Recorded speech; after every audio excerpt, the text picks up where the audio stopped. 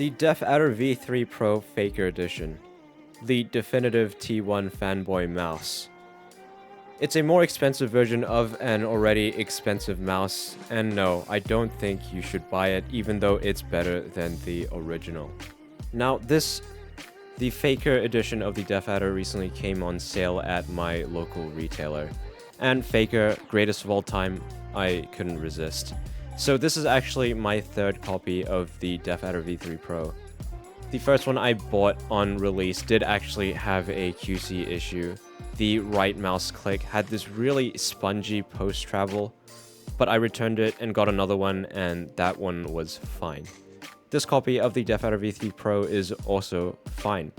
No issues with build quality, but that was my personal experience with the QC of this line of mice. Now, the coating on this version of the mouse is indeed way better in my opinion. I found the coating on the regular edition of the mouse to be very slippery with its rougher PBT feeling surface finish, and in the end that was why I moved on from the mouse. Now, I'm not really one to use grip tape, even though that would have solved my problem. I don't really like how squishy grip tape feels, and I really struggled with how slippery of a mouse that was, even though I really enjoyed the shape, the build quality, how it felt. But in terms of differences from the original, that really is it.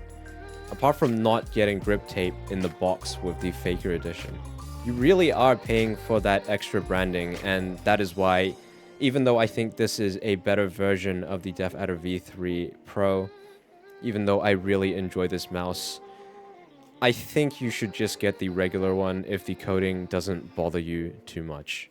Better yet, if wires don't bother you, get the wired version of this mouse, which has not exactly the same coating, but a similar one, as confirmed by Razor the Fiend on Reddit.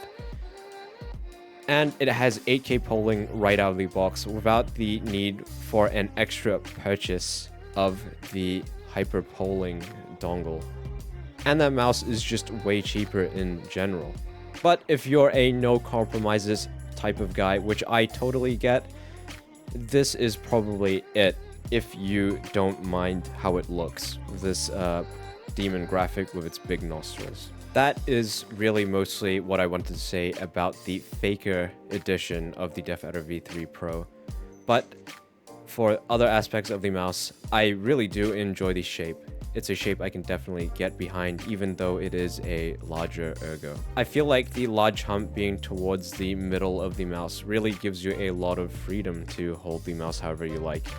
Whether you palm the mouse, relax claw, aggressive claw, or even fingertip for that matter, I feel like the large hump being towards the middle of the mouse really gives you a lot of freedom to hold the mouse however you like.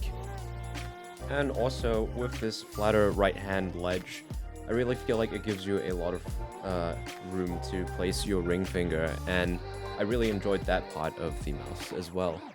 Now, I don't have other ergo mice to compare this with, but what I will say is that I think I play very well on this mouse.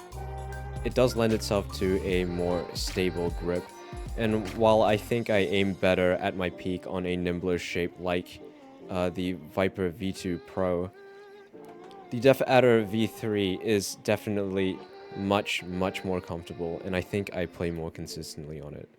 I can use this mouse for hours on end without a problem, and that isn't something I can say about the Viper.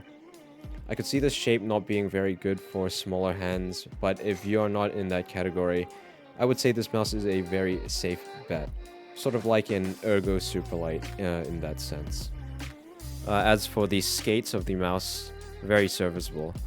I wouldn't say that replacing these skates is a requirement, but aftermarket ones are definitely a little bit nicer. No complaints here.